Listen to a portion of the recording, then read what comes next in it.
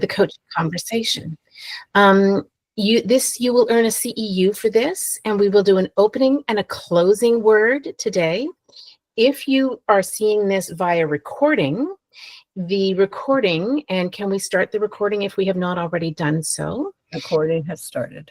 Fantastic. The opening word is awareness. Awareness. That is your opening word. And if you are seeing this recorded, you will not do an opening and closing word, but you will answer some questions which will be associated with this webinar.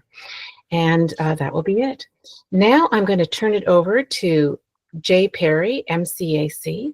And Jay is, for most of you know Jay, and for any of you who are unaware of the incredible accomplishments of Jay's career, Jay is going to introduce himself today. So Jay, take it away. Thank you. I'm not going to spend a lot of time on that, but I've been a coach for 35 years and was mentored by Thomas Leonard. And so it's been a privilege for me to meet people all over the world and work with people and continue to learn. I wish for all of you that you have that experience of long-term coaching, because some of the things we learn, we can't learn from a book or a school, and it just happens over time. And I'll start out by saying what I thought was going to be this seminar turned out to be something completely different because of an interaction I had with a person who you're going to see a lot of in a video here.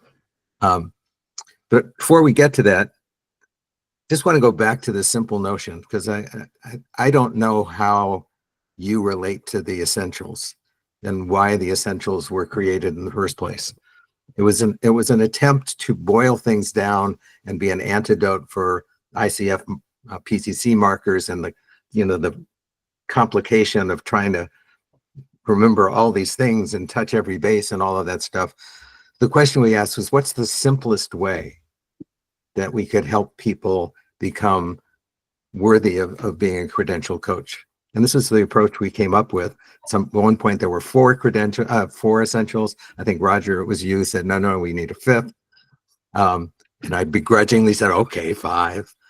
But the notion of an essential is that it's almost like Jenga. Everybody know what that is? You're building things and trying not to have it fall down.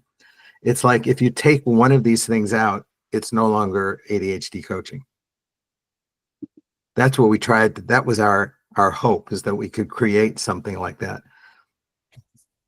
It may be different in the future, that we're always learning and growing. So that's that, except that I suspect, and I'm not saying this to make anybody wrong, but I suspect that some of us, I'm going to even say all of us, because I include myself in this, have stopped wondering about the essentials. So we have things that are simple, but each one of those essentials could be a lifetime of research, wonder, discovery. And we're going to focus on the wonder one of those today. But I just want to ask you now, are people's microphones, what do we have to do to have people's microphones live? They do it themselves, or we do it? They should be able to do it themselves. I did not do a universal. We can do it ourselves, Jay. Okay.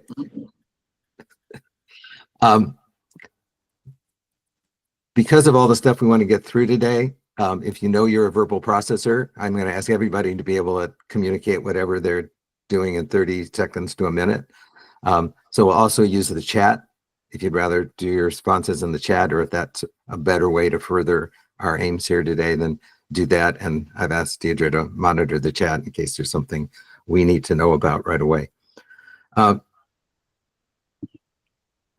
I want to ask you a wonder question right now, is if you were creating the PAAC Essentials from scratch, what's one that you would absolutely demand be included?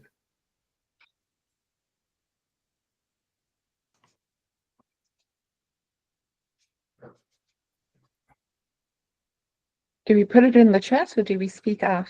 Either one.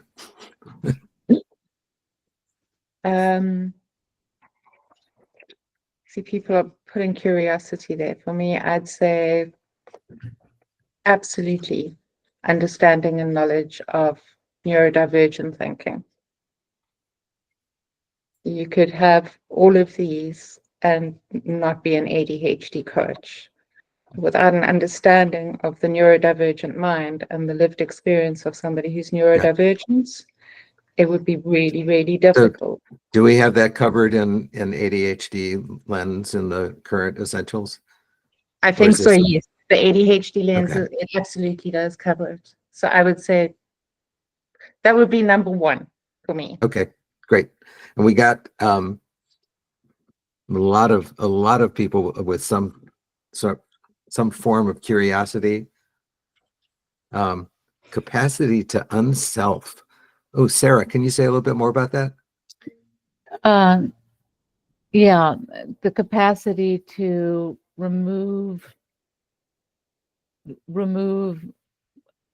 your own biases and perspective enough to get completely into a state of uncertainty and not knowing about somebody, the person you're across from. Okay, and is that something that could be included under wonder? Well, it says sort of the not knowing, it goes into curiosity. It's before curiosity. It's sort of a state of, it's sort of a blank slate state. Got it. Interesting.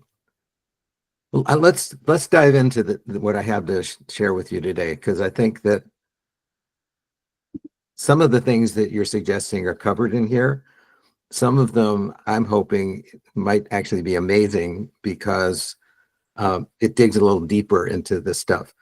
I'm going to be sharing parts of a lecture that a woman named Dr. Erin Claybaugh did at a conference in Florida last year. And I live in Charlottesville, Virginia, University of Virginia. She's a professor at the University of Virginia in neuroscience psychology. And I've had a conversation with her about this, and I just find this stuff fascinating. And so this was for me part of my ongoing wonder about wonder. So here's where we're gonna start. I need to share first, right? Share. Yes. Right, I remember, okay. And we're in a tab, and we're there. Just give me a thumbs up if you can see and hear it. We can see. Instead, I'd like us to just take a clip of what I think maybe better encapsulates wonder. Oh my gosh. Oh my gosh. I've been here for oh. Oh my gosh. Oh my gosh. Oh my gosh. Oh my god. Oh my god.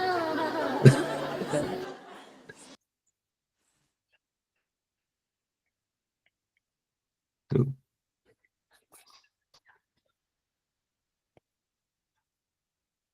So we're gonna do this. We're gonna go to the video, get a few shares, and then go back to other parts of the video. But just this, what did this key off for you? Did you notice that this had an impact on you?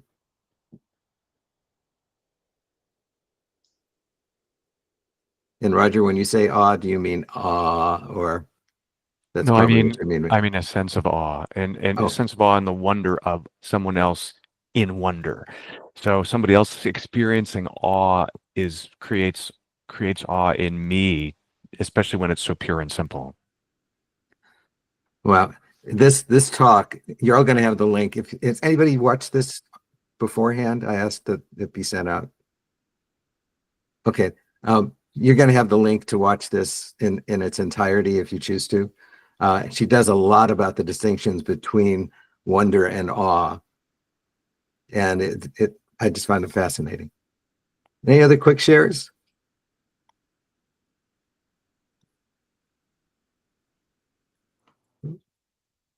It's like you're seeing something for the first time. Even if you've seen it before,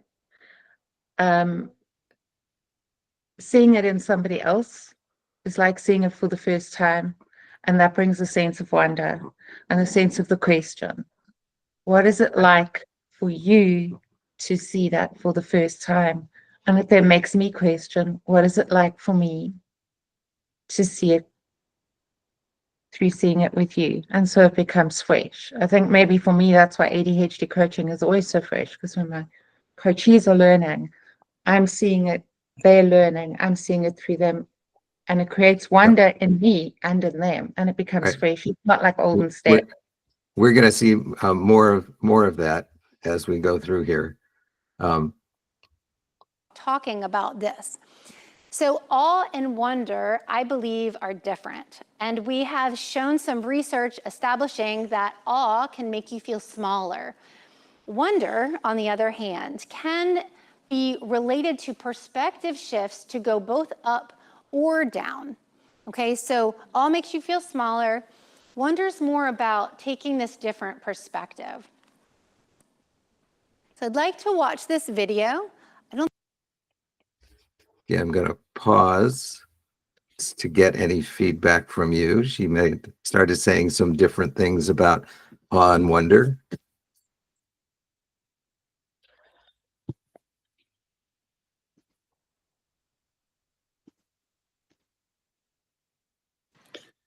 She mentioned that that awe makes you smaller. The wonder made me younger.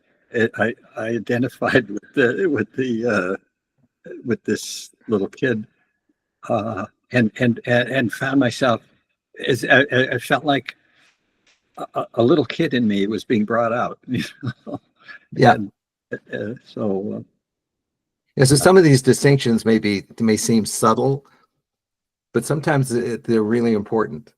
And some of the things we're not going to watch, but she talked about in terms of awe and this thing about being smaller is, this could be the universe where I'm like, my God, I recognize in the vastness of the universe how small I am.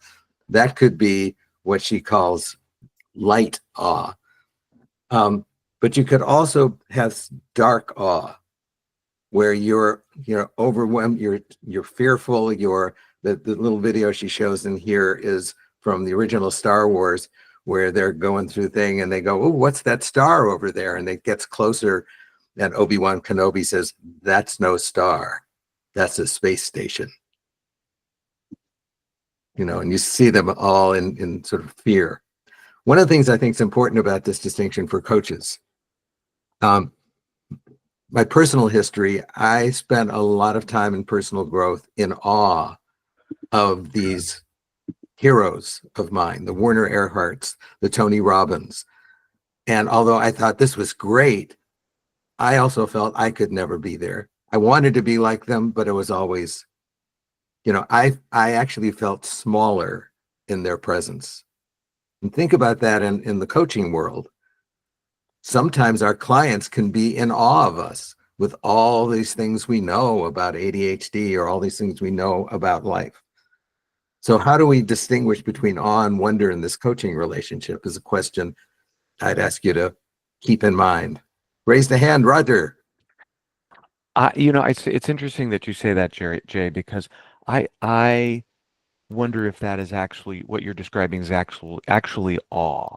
I'm wondering if it's more admiration, because awe is a sense, for me, and from what I've read about awe, though I'm not an expert, that it builds community rather than comparison. And I think as we see the Earth from space for the first time, we become something. We recognize our smallness, but in community rather than our smallness in comparison. Yeah, you're right on, Roger. It's the smallness, but that can be really good. There are lots of studies that have been done on awe, and again, the focus of this is wonder, not awe. And there are other books. There's one book just called Awe. So there's a lot of research that's been behind this, And what I'm trying to do with this, or what she's trying to do with this, is make some distinctions so that we have a little bit more ability to see where we want to go with this. What do we want to have more of or less of? And she was just pointing out that awe can be wonderful, but there can also be this dark awe. I don't know how to talk about admiration, but what we're going to end up doing is looking at part of the neuroscience behind this and the impact that these have on our physiology. So again, we're just wondering about this. Don't believe anything here. See where I am. 1924. Oh, I'm right there. I just have to remember to always go through this thing of sharing my screen. There we go. And I don't think we're going to watch the whole thing, but at least half of it to illustrate what I mean about a perspective shift.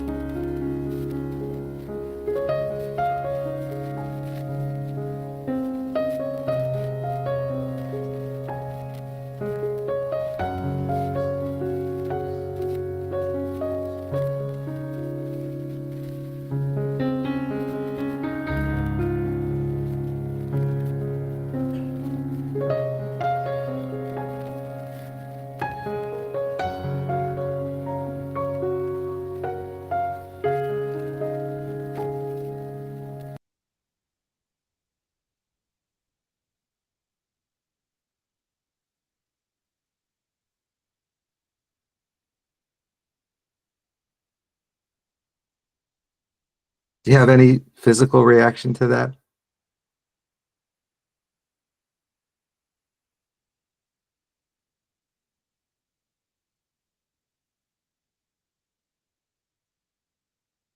Smallness. Quite a bit more perspective than from the fifth story, 5-story building. The couple things I point out here, she goes on to talk about this photo, and she puts next to it a photo of through a microscope of looking at neurons and synapses in your brain, and it's like matching photos.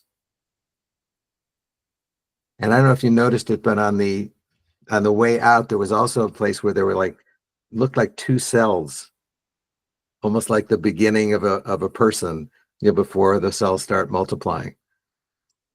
So if you want to just sit and wonder, there are all kinds of places we can go that are all around us. Find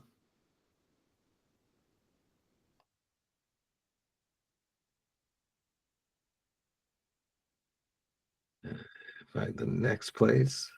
The whole video is about 55 minutes long, and we're not watching it all. Here we go. I have to go through this drill every time. Yay.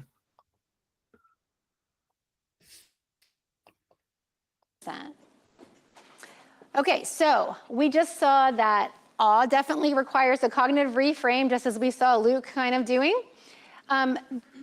Wonder does the same thing. It makes it so that you have to accommodate and change your mental schema.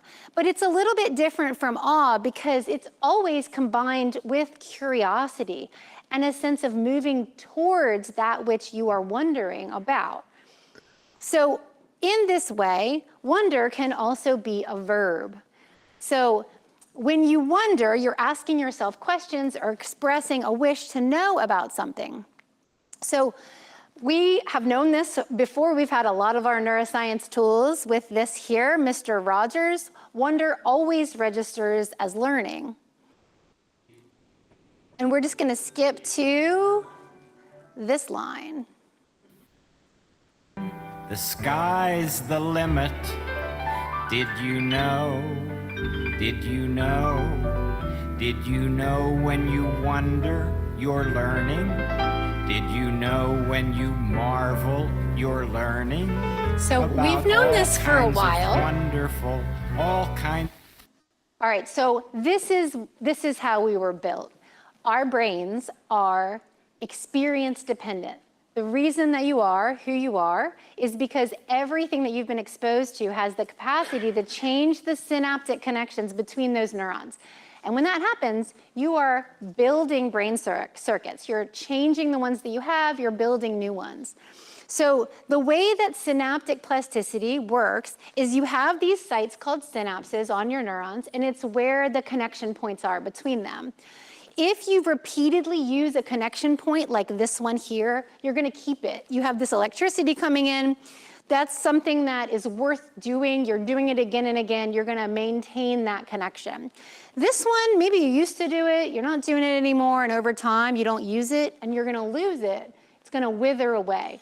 We are remarkable organisms in that we're not going to give resources to something that it doesn't make sense for us to keep up. We're going to be streamlined. So eventually, the things that you decide to keep, you'll end up bolstering those. You'll end up maybe having two connections there instead of just one because you're using it so much. And so in this way, we are very dynamic. And so we're having our environment change the actual neuroarchitecture of our brains, which is remarkable. So what does this have to do with coaching?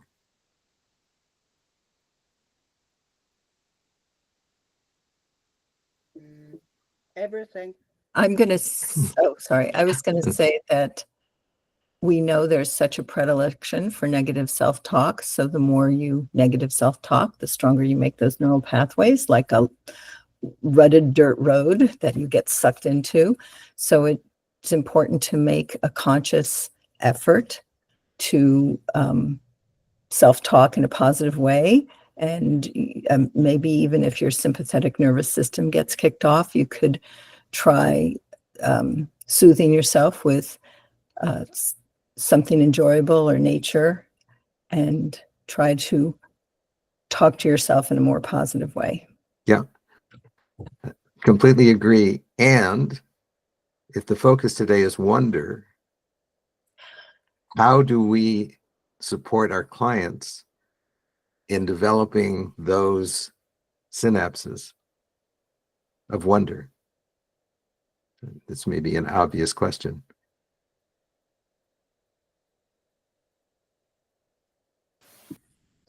Well, one of the questions I like so much is it true? So if your clients are saying something, you could challenge them by asking them, is it true? And what else could be possible?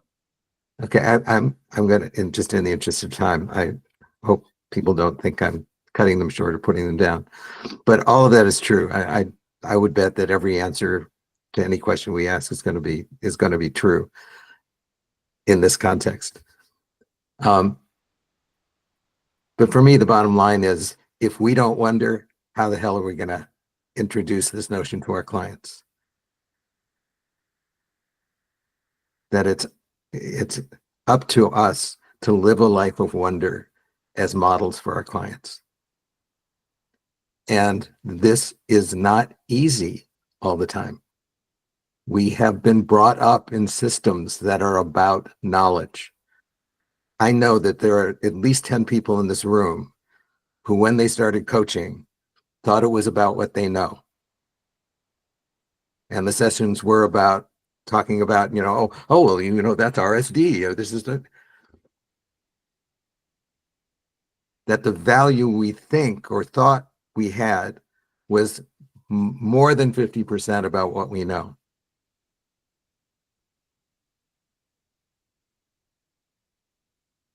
And as we get into this, we realize that this is not just a coaching philosophy. This actually has something important to do with who we are as human beings, how we're built.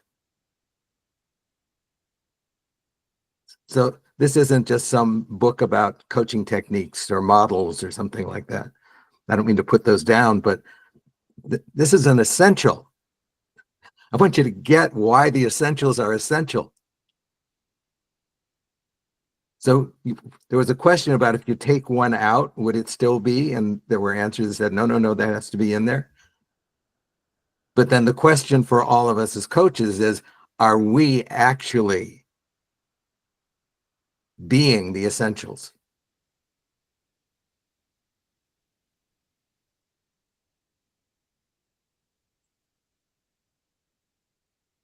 I'll give you a second, but we can certainly go on here too.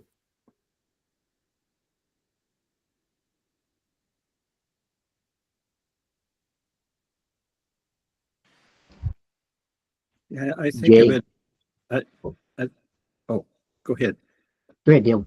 No, no, I think, yeah, those synapses in our brains are, they're such a well-established habit of answering the client's question with, with an answer, an information, and it feels like, well, I want to model honesty and straightforwardness and direct communication, and so I need to answer this question, but that is not always in the best interest of the client or of us, because we don't really know as much as we think we do, but in response to a question, I think my brain, my synapses immediately say, okay, well, I've got to know something here, and I answer it, and then I say, darn, I didn't mean to answer that. It's an automatic, and so we have to build those alternative synapses of wondering more and being stupid. But you're articulating this beautifully. Is that how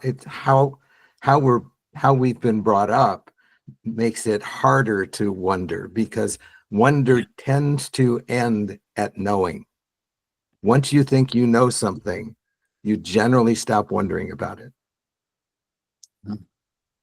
So our ability to keep wondering about those things. And there was something that popped up a bit ago. I can't remember exactly how it was phrased.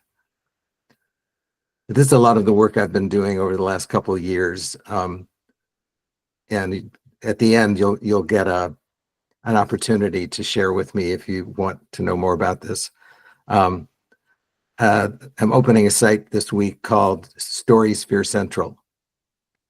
And it's about all things story and the recognition that who we are as human beings are the people who listen to stories and tell stories, and then we live by those stories. And that becomes part of our autonomic system, brain system. So we tend to think of it as, oh, I need to think differently, or I think or I feel is the way it comes out of our mouths, but it's actually robotic. All of these things are stored in our archives. We get a stimulus and this thing comes out. It's pre-thinking. And so that, I hope I'm responding to that thing that I can't remember exactly what it was, but that's what it keyed off in me, is that that wonder really does take something to get into that mode. And I want to stop there because there's more that's coming that's going to better inform us of the whole, because each of these things we're taking as parts. So there are a lot of different ways that you can have synaptic plasticity show up with wonder and learning. So you can realize something, So this is truth or connection that perhaps you didn't know was there. You recognize this one as part of coaching? The ahas that happen, you realize that was there, and it's, wow, where did that come from? And you didn't see it before, but you realize all of a sudden it's the truth, but it's a joyful truth. You can remember something. So it might be that you remember something about yourself and your connection to other people. And what's interesting about that with wonder is these remembering moments often supersede the story that we tell ourselves about what is true. And that links back to that default mode network in your head. Being curious about something. Any recognitions in there? I just find this fascinating.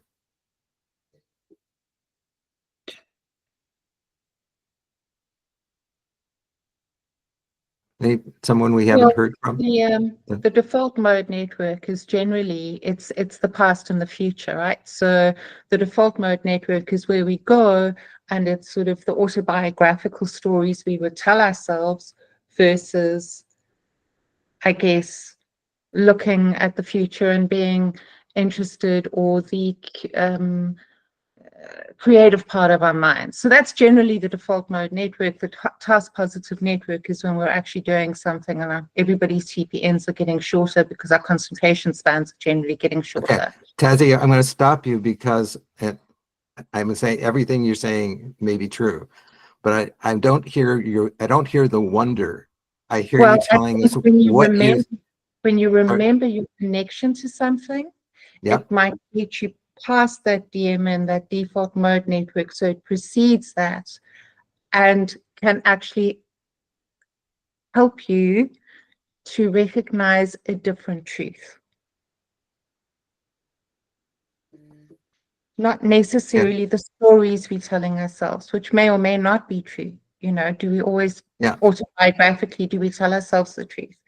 But if we're remembering something, being curious about, or remembering situationally what's happened, we might look at things with a different sense of, aha, maybe there's a different truth here. Yeah, so I heard two different things from you at the beginning when you were sharing. It was you were connecting to the things that you know, or it's always that we know or we think we know. And then somewhere in there you shifted a little bit to the maybes. Well, maybe it's this way, maybe, and it's sort of a shift to wonder. Well, correct. You know, I liked what you said earlier when you said pre-thinking. And there's a pre-thinking. For me, wonder comes when we start thinking about our thinking. And that's maybe where the shift happens and we start moving into wonder. We start thinking about our thinking. Yeah, well said. I love that. Something is another way where wonder shows up, and that also involves synaptic plasticity. This is where we're leaning forward into something in an open, joyful way without being coerced. It's a really interesting thing about wonder is it's similar to creativity and empathy, where these are amazing human states, but they're very easily crushed, and you cannot force them on anybody. If anyone's ever looked at you and said, be creative right now, like all of a sudden, all creativity that you ever had just goes out the window. And it's the same, you can't force someone to wonder, right? Here's where I want to stop, because I don't know if you heard this in there, but she's actually referring to every PAAC essential. If you want to encourage somebody to be creative, if you want to encourage somebody to wonder, generally there needs to be safety. And then there needs to be collaboration, and whether that's collaboration with somebody else, that some of this comes out of dialogue, which is what happens in coaching, or whether people do what Tazzy was suggesting, is that they create a dialogue with themselves, which often requires what I call story catching, that story that comes up, you're aware of, and you get it actually before it hits your brain chemistry. because the way we tend to operate, the story comes up, it's our brain chemistry, that gets into motion, the brain chemistry creates new stories, and we end up in cycles going around and around and around. But being able to stop it, examine it, I actually have grown to not like the phrase "I tell myself," because it's like who am I telling? What's the, it's a recognition that there's two things going on at the same time. And the last way that wonder is really what we were built for is that it has a shift in consciousness that happens. When you're in wonder, you have a change in awareness. You are in the present moment. And in that way, wonder again is similar to empathy and it's similar to creativity. They're easy to crush and they may take work to make space for these things. So what do you think she means by they're easy to crush?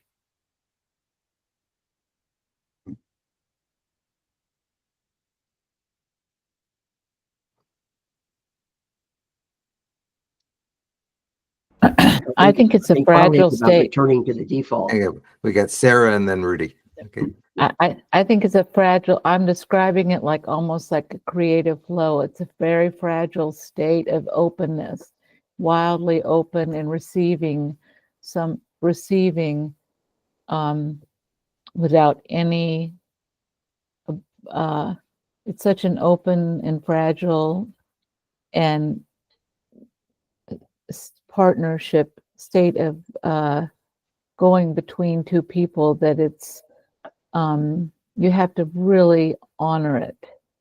And so you have to treat it with such precious delicacy. It's like a delicate state. And do you have some idea what might be behind that? Why would that be delicate?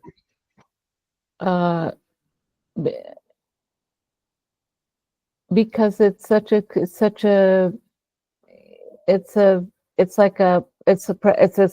as precious and it's as close and intimate between two people. It's as intimate as two people can be. They're connecting on the closest level, that kind of connection. It's a connection.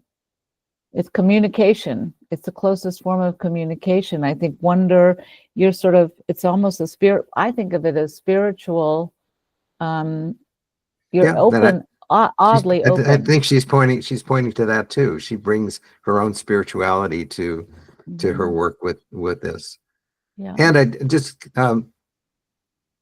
suggest that keep wondering about how we are as human beings and why we would love to get into that state, that creative state, that fragile state, and what that might mean to our primal brains. Yeah, I mean, for me, it's very delicate because I have so many interfering thoughts that I train to like really have to step aside. And so for me, it's a really and what are those and I'm going to call them stories rather than thoughts, but what are those interfering stories? Well, at any given time, just because I'm cognitively hyperactive, but I just value this state of wonder so much, and I aspire to it. It can be my biases, it can be my assumptions at any given time, it can be anything. So I value this so highly. I get hard state to reach for me. Okay. I'm going to take a little detour into Rudy. I really want to hear from you too. Yeah. That this is the way I work with story. And for me, coaching the story has become the frame for coaching. Is that if I listen to everything as a story, I am able to listen differently. And a story is language put to use. And the logic of that is that every story is useful. So when you talk about, or any of us talk about stories that are interfering or negative story, we're going, well, what's the use of that? I mean, my brain is trying to help me. My brain is trying to survive. My brain is trying to do, it's doing the best it can. I want to be grateful to my brain, because if it didn't try to protect me, we'd be all in deep doo-doo. But the question for me is, what use is that story? Do I want to keep it? Do I want to hug it? Do I want to toss it out? Do I want to create with it? Do I want to tweak it?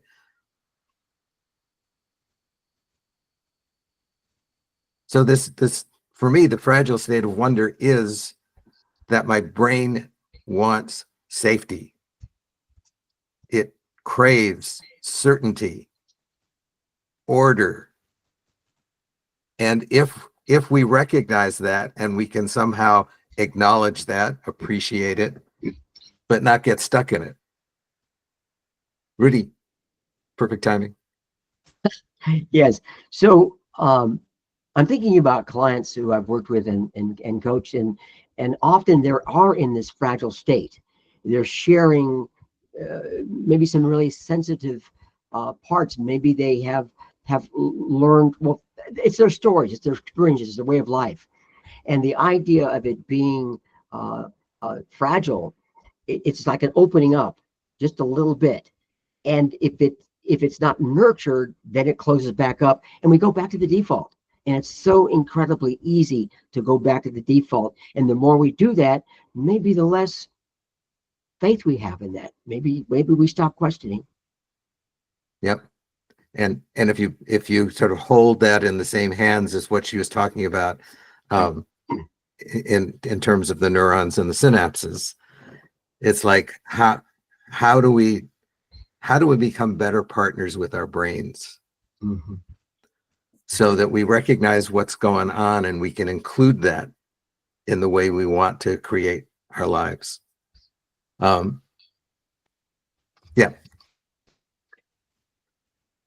Once we keep putting stop things in the engaging with chat. them in the way that we did when we were young children.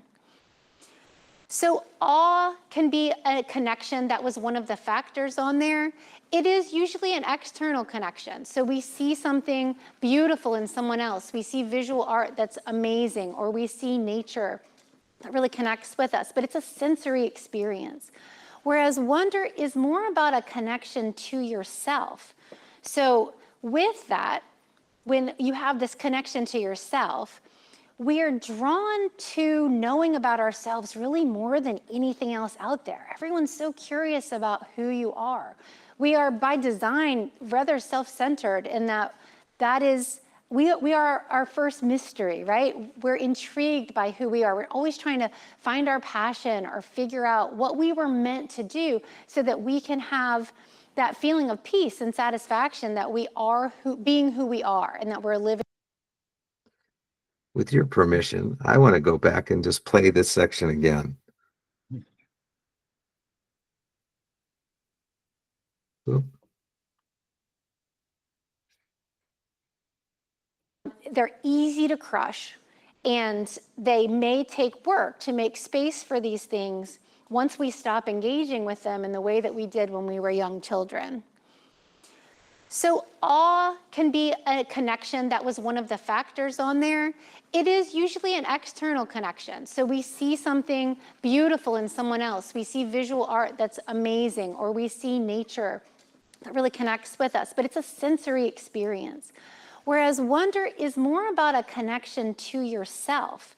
So with that, when you have this connection to yourself, we are drawn to knowing about ourselves really more than anything else out there. Everyone's so curious about who you are.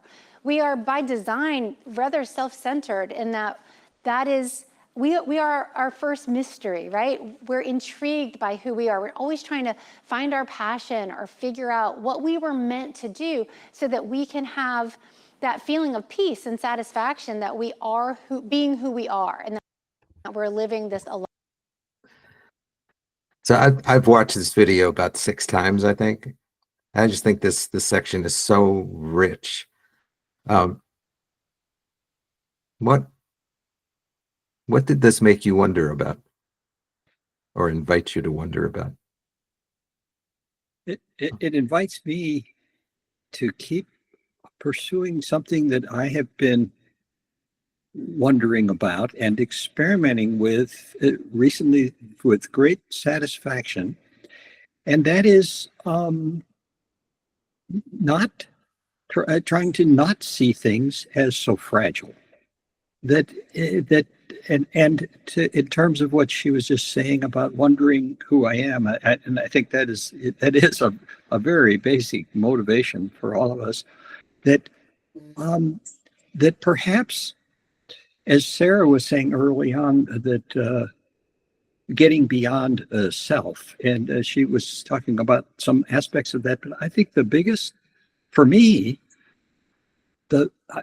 I'm finding that getting beyond self almost entirely is what I now aspire to, in the sense of identifying who I am as a wave on the ocean of life, and that actually I am the ocean, which there's Neil, could I want to stop you because there are a bunch of people who want to share something, but Yep. I just love I think what you were describing is wonder. You say, Yeah, this is yeah. what I've been wondering about. And it's led you into some being able to imagine things that weren't available to you before. It's So wonderful. Thank you for that. Yeah, it is wonderful. We have Indrek and Roger. Yes, I started to think that I don't actually like the PAAC wording on the wonder anymore. And the reason is, for me, wonder is like two different things. One is wonder of the coachee. But for me, I'm a very big fan of Kimsey House and coactive coaching. For me, the wonder stays in the actual relationship in the room where I am with the coachee. And there is my wonder. So I think the PAAC essential, it's worded very definitely towards the coachee. But for me, the biggest wonder is actually in the conversation or in the noticing itself. Yeah, listen, I agree with you, but I don't think there's anything wrong with that. If you go to safety, we may tend to think that it's about having the client feel safe. But if you haven't thought about your safety, there's a whole lot to explore and wonder about. Because if we're not safe to say what occurs to us, if we don't feel safe, sometimes we won't do things as coaches because we're afraid we'll lose a client, afraid they won't like it, afraid it's not an ICF certified PCC marker, whatever that is. And I think the same thing is with wonder. Really glad you brought it up, because it covers both those things. We can wonder together as a partnership. That's the collaboration part of it, right? Raja? Yeah, I was thinking about the saying, you don't see the world as it is, you see the world as you are. And so that sense of being wonder and allowing it to draw me in allows me to embody that, which I think in the best of all possible worlds would evoke that from the people that we are around, so that we wonder together. I don't know if that makes sense. I wonder if that makes sense. And Marie, and then we'll move back to the video, because we're short on time. We're just going to the top of the hour, right? Sorry. It sounds like Okay. we are Roger and Indrek, that we're like on the same track here a little bit. The last piece here you played for us made me wonder about the training. How do we do this in training? For many of us are trainers here, and maybe it makes me wonder: do I emphasize too much of what the coach does rather than what the coach make the client wonder about? Oh, Marie, brilliant. We do. I teach a course in questioning at a school, and we spend not as much time asking questions or focused on the form of questions that we have we think we've been taught that the form is really, really important. What's important to me is whether the client questions. So I think, powerful messages, storytelling, there's all kinds of ways that we can prompt questions in the client. Our asking questions is not the only way. And there's actually one PCC marker at ICF that is about that, but there's like 7 or 8 in a row, and all the other ones are about asking questions, and then there's just one about using other techniques. But yeah, that's success to me if the client leaves wondering. Change perspective a bit. Thanks. I love the picture you posted too of out your window wherever you were. That caused wonder in me trying to see Mont Blanc. There we are. Oh, okay, I'm with you. It is Mont Blanc, yeah. Blind life. Awe is defined in the literature as being a complex emotion, but I am making this rather theoretical argument here that wonder actually is not an emotion, but it is a state of being, which is different. So wonder is bringing this connection to self, and it doesn't necessarily depend on anything happening. All right, I'm just going to play, just in the interest of time, I'm going to play a few sections here. But you got the major point was it's a state of being. This one's important, I think. So the title of the talk is that we were built for wonder, and I'd like to show you the reason I think that that's true. So the different aspects of ourselves, we've got our emotional selves where wonder shows up perhaps as awe or positive emotions that come from awe. But those are all, emotions are physiological responses to our external world. These physical responses show up in the autonomic nervous system. It comes when we're absorbed completely in what we're doing. Our energy levels might be higher when we're in wonder. It has a cognitive aspect to it where we're learning with meaning. We have synaptic plasticity. We're making changes to the default mode network. And then also we have this consciousness element to it, where we have these elements of timelessness, where we have changes in awareness, and where we may be able to even transcend the mind's narrative. When this happens, we have all of these 4 bodies that we own that are us. They're all in alignment. Wonder brings them all into line. And when you are in alignment, you're at peace. It allows us to be less stressed out, more present, and this leads us to the idea that wonder can be used as a tool for well-being. Blows my mind. So we're just about out of time here. So I want to lead this to you. Do we have, I can't remember who I sent it to. Was it Liz or Deirdre? Do you have the link to this video? Jay, no, I'm sorry, I didn't receive a link, but I would love to have it, and we could disperse it through our newsletter. Great. All right, then we'll do it that way. And the other thing I did is I posted this email, info@storiesforcentral.com. We're open on a limited basis right now for discovery. People are going around the site and figuring out what works and what doesn't work and all of that, but we'll have a grand opening sometime in the next month. So if you'd like to be invited to that, it's all free, by the way. If you'd like to be invited to that, just send a message to info@storiesforcentral.com and we'll let you know about that when it happens. Jay, that's been just amazing. Thank you. Just as we get near the top of the hour, I want to give the closing word first off. And the closing word is growth. Growth. Growth. Wonder leads to growth.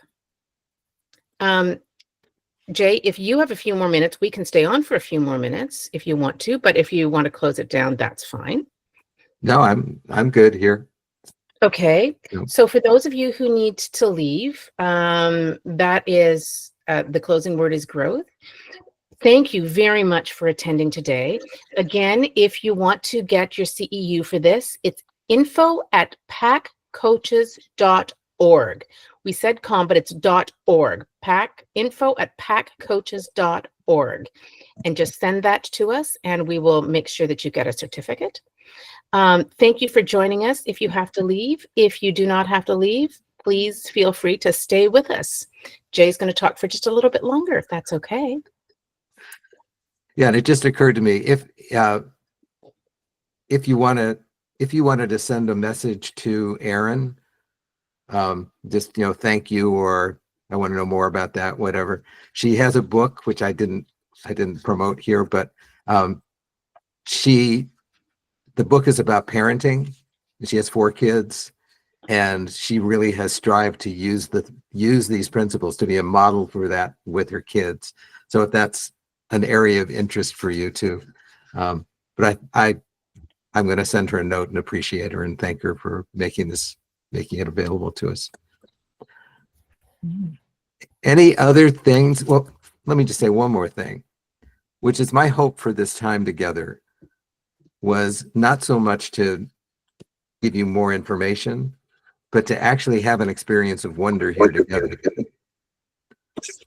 So I'd love to hear from anybody who has found that this has prompted wonder in them. I'm wondering about the relationship of wonder to interest. So like Dr. Dotson talks so much about interest, but at a certain, I don't wonder whether they're related or not. I think that's pretty clear to me, but I'm not sure about the relationship. I would have to. I'm so glad you're not sure about it, because that's a great place to start wondering. I know. I have resigned myself to the fact that I will forever be wondering. It's just not. I appreciate you for that. Life is not here to be figured out.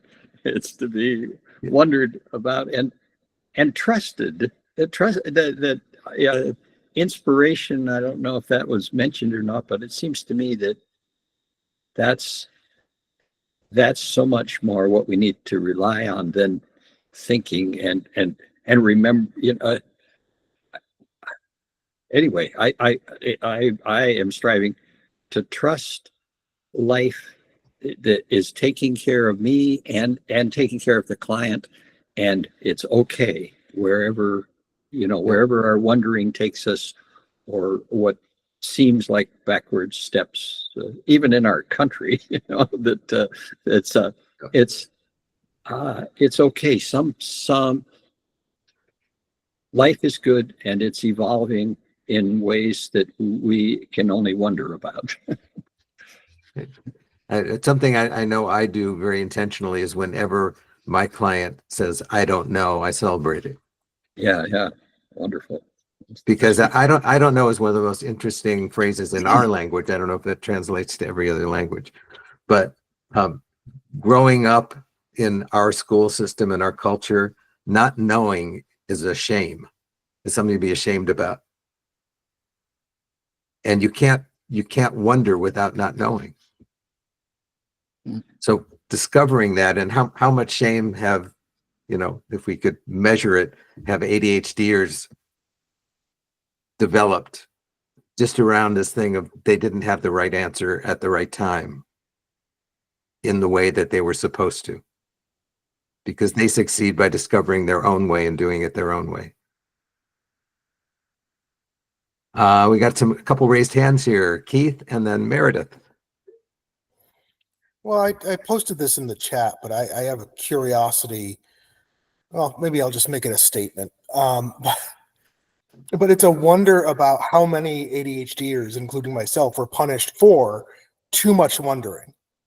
Like, in some ways, daydreaming could be considered wondering about something that may never come true. You think about the person who's had multiple careers and multiple interests, too many hobbies. and whatnot. And that all, I think, comes from a wonder. Mhm. And just to mention to Neil, I love what you're doing with yourself. I've started to wonder if where we are today in terms of anxiety levels really comes from having too much certainty for the past 30, 40, 50 years, or hundreds of years, based on not having to go and kill our own food, for example, or getting wiped out by plagues, COVID being an exception. And if maybe where we are today as a world stems from a result of everybody trying to get certainty rather than actually approaching everyday life with wonder. Oh, can we bottle what you just said and send it out to everybody? Drink I a think lot of that. it'll be on YouTube, I understand. So, And it's recorded and we have a transcript. Fantastic. Meredith, I'm going to get you in just a second, but I just noticed that Catherine Sanders, hi. I'm wondering how much similarity this has with Ellen Langer's mindful noticing, a way of being. I don't know if you want to say something about that, but I'm a big fan of Ellen Langer, and she's a sort of a fringe psychologist. There are people who think she's nuts, but she's done these amazing studies. And this one thing that I took from her about mindfulness was one of the themes of her book is, why are you spending so much time going to a place to do yoga to be mindful? Why don't you just be mindful of everything that's going on in your life? Why do you have to practice it somewhere? I don't know if that's what you were trying to say, Catherine. And I don't even know if you're still here. You're not? Hi Jay. Sorry, I'm just Hi. I'm just parking my car. What a fantastic conversation. Thank you so much. So yeah, I love Ellen Langer's idea that we don't need to go anywhere to be mindful. And her definition of mindfulness is just to notice everything around us. And I think the idea of wonder for me means that we're noticing things. We're not just sitting in a bubble, imagining ourselves on a beach. We're kind of thinking, that's really interesting. Why is tarmac black? And why are tires like this? And we're kind of constantly wondering and noticing. And I think I just think that they're quite similar, but I'm happy to be proved wrong, if that's a thing. But I just think, oh, that's really cool if those two things are kind of connected. Yeah, no, I love it. Oh my God. Oh my God. Oh my God. I was just Meredith? thinking about that. Yeah, I was this conversation is just making me think about I wonder how wonder plays a role in moving forward, in that like thinking about inventions, things that people have come up with over the centuries. And I mean, I sit here and think sometimes, man, when that person in that cave ate that rotten milk and discovered cheese, what made them do that? And I think it just kind of highlights the importance of it, because if you're not wondering, what's going to make you take that step? Yes. Just brief personal story. Last year, I unfortunately had but I had spinal stenosis and some other things going on, and I was in tremendous pain for a number of months. And I to my home office, and it's about 30 steps from my bedroom to my office. And it was so painful for me to walk from my bedroom to my office that I had to wonder about, how am I going to get there? And so what I developed was a story, or a story catcher, is I said out loud with a lot of intention and emotion, take a step. and I would take a step, and I would take a step. But that was out of a wonder of how I could figure out how I could just get from there to here. And it is, we don't have time to watch everything in the video, but it does start using different parts of our brains. So that there are new neurons and synapses being created, new brain paths being created as we wonder. So it does become, I think, Meredith, more natural, more. Let me play this last piece of, I think this is the last thing I want to share. 33:42. Well, I'll just play it from here. Whoop.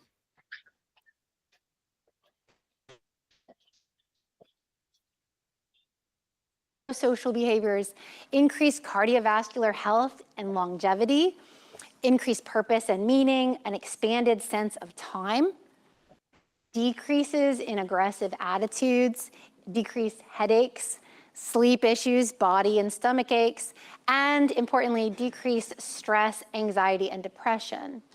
All these together are huge indicators that awe is associated with emotional, social, and psychological well-being. And many of these studies. This is the pink salt recipe that took me from 179.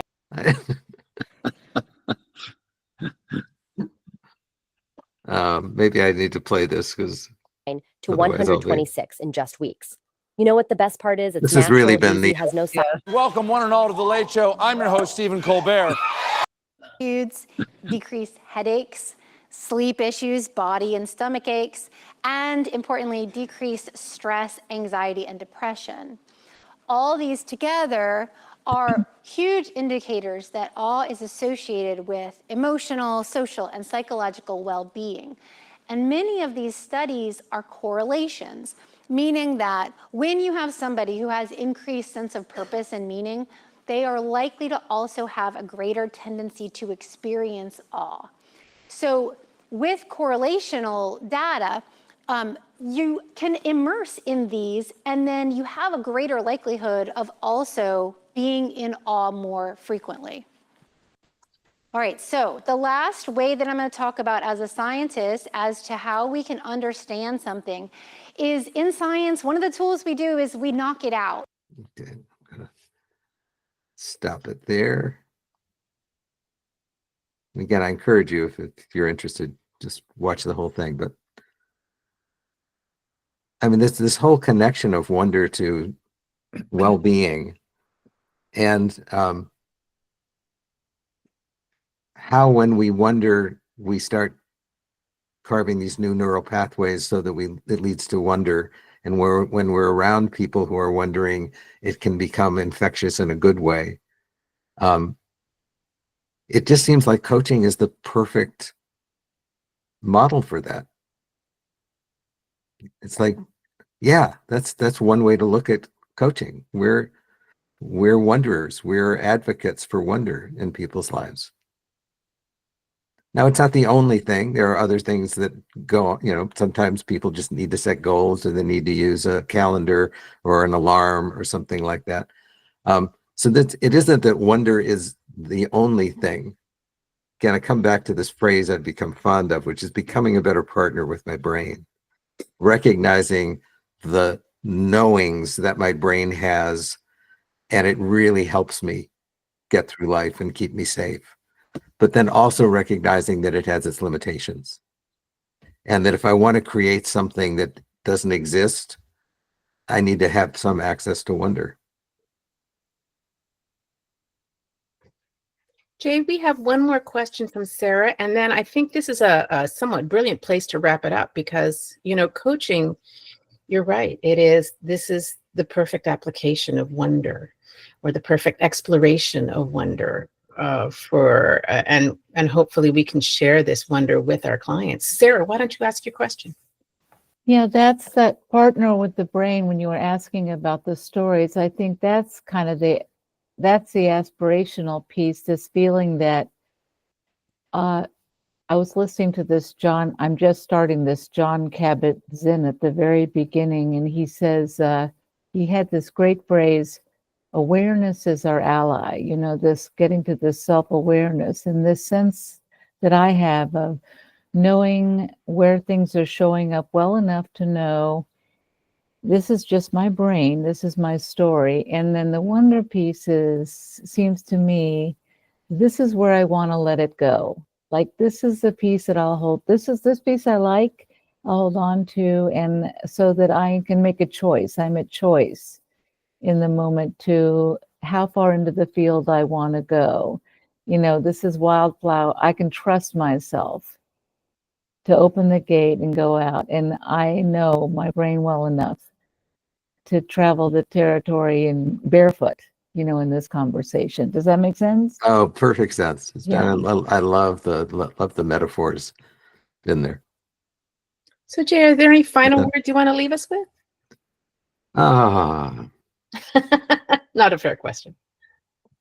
hopefully not final, but Some beginning words to leave us with then. yeah, but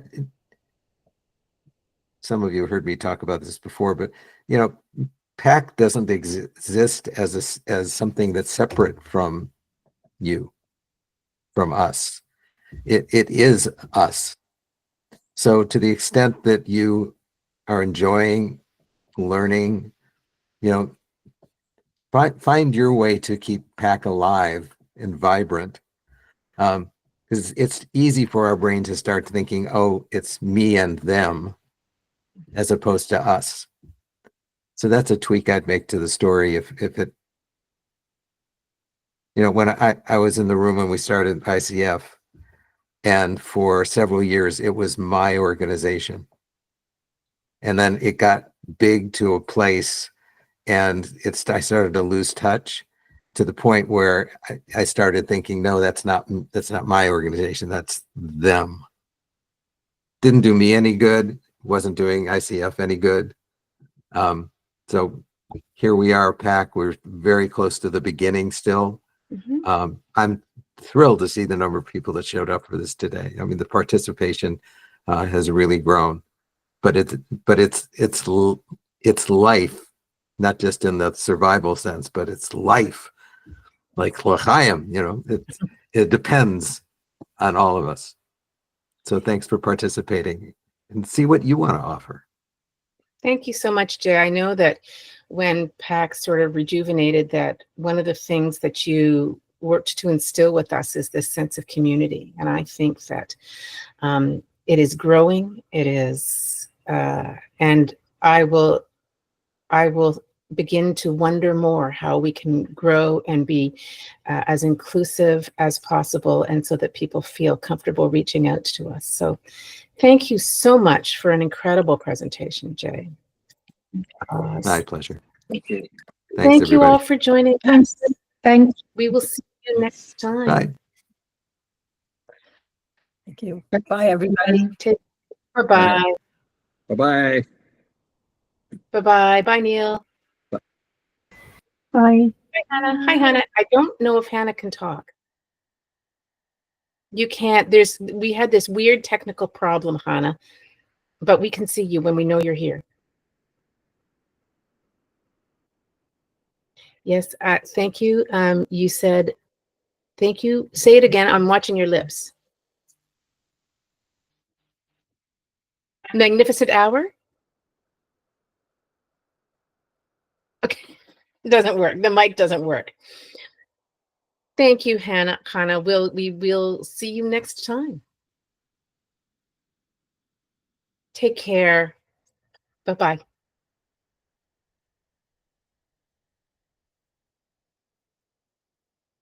And it's just me.